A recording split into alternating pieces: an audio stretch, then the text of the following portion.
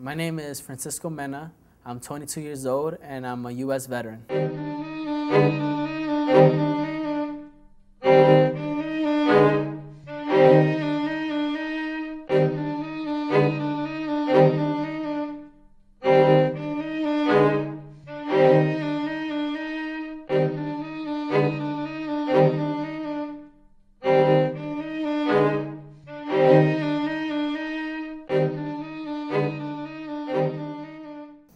The day before deployment, I think I had duty. Duty is when you have to stay in your command and patrol everything.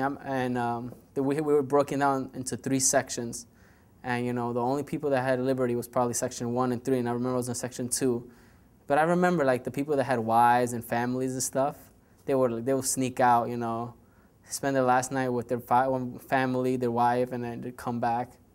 I remember that. The first thing we did was go through the Straits of Gibraltar. Straits between Africa and Spain. The first order of business we had to do, which I didn't even know, we took a stop to Africa, and over there in Somalia, and we were like, what are we doing in Somalia? And then all of a sudden, they brought Navy SEALs on board, Marines, and then we were just gearing up and doing a whole bunch of exercises off the coast of Somalia. I mean, they took away our email, they took away our communication. They didn't want nobody knowing what we were doing. And it was just, I could literally, I was at Somalia, I could see Somalia.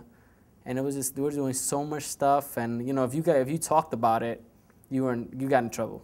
And not just, a slap on the wrist. You got what's called captain's mass, non-judicial punishment, meaning, they could take away your pay for 30 days. You could send to the brig. It was top secret kind of stuff. We left the coast of Somalia around, I would like to say May or April of 2004, and we got orders to go up to the Persian Gulf. Now, everybody knew we were going up to the Persian Gulf, but nobody knew exactly what, not even our captain. And our captain got orders saying that we were going to go all the way up to the coastline of Iraq, and there was 2 oil terminals. And what they were is that these oil terminals were being attacked by insurgents, and the insurgents wanted to destroy these oil terminals. So we were tasked to go and defend them. And we were told that we're going to defend these oil terminals to secure the future of the Iraqi people. I mean, everybody knows there's a lot of oil in Iraq. And they told us, hey, guys, go secure it. And we're doing this for the freedom of the Iraqi people. So after this war is over, they could enjoy and prosper out of this oil. It's their oil.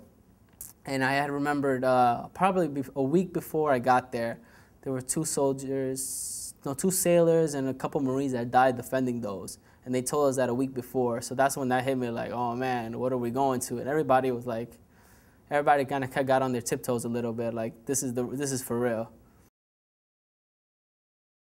Danger, I think, I wouldn't say danger where you will say you're in the battlefield, guns are blazing and you're dodging bullets. That kind of danger. Like I said, the week before that I got there, sailors and Marines died guarding the same oil terminals I'm guarding. And the reason I was going there as a replacement. So it was just like, you're going somewhere because someone died. So while I was there, we always were a lookout. And if somebody came close, we just shot off our weapons, and that was it. We tried to get them away because it's really hard to block insurgents that are suicide bombers. I mean, they're already ahead of you because they want to kill themselves for their cause, and you don't want to kill yourself for your cause. You want to protect, you want to defend, but you're never taught, hey, here's this bomb, go throw yourself on a boat, No, you're there to protect, you're there to serve. But those guys, they had a little advantage, so we would go, we had 50 cal machine guns. I remember anytime we put up a perimeter, anytime they came through that perimeter, they knew what was coming, warning shots. And these warning shots were like, they probably could bring down a small building here in Manhattan. I mean, they were no joke. I mean, about this big around. They were big, and they would shoot. It was automatic, so it would just shoot. And they got the message already. Once we got there, they got the message that, hey, we're here, we're guarding it. You guys can't get it, Well, the terminals were huge. They were really, really big. Like when I thought oil terminals, you see it on TV and it doesn't look big, it's only like that small right on the TV. But when I saw them, they looked like aircraft carriers from far away. You're like, what is that? And you get close, you're like, oh my goodness, they were huge. There were 2 of them. And I remember these ships, these huge, like Titanic-looking ships would just come in, pump oil, get out. Another one would come in, pump oil, and get out.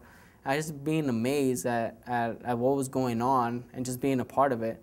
I remember they had Marines stationed on top of the terminals, securing them from the inside. And what my ship would do is we would put our boat in the water, and then somebody will go drive it and deliver food. Maybe we had a chaplain on board. A chaplain will go there maybe once a week to give counseling. If there was any people that were Christian, he would give mass. Anything they needed, we would provide, and we would rotate people around. Did I put a face, or did I humanize any of the people, any of the suicide bombers, or any Iraqi insurgents? No, I really didn't even think about them. I just thought about my job, what I had to do. You know, they as persons or as human beings, you know, it never crossed my mind. It was just like us, the enemy. It was more like that. Like, I couldn't put a face to it. How old were you when all this happened? How old was I? I was 18. I think when we left, I had just turned 19. Or maybe when after I left, I just turned 19 maybe a month later.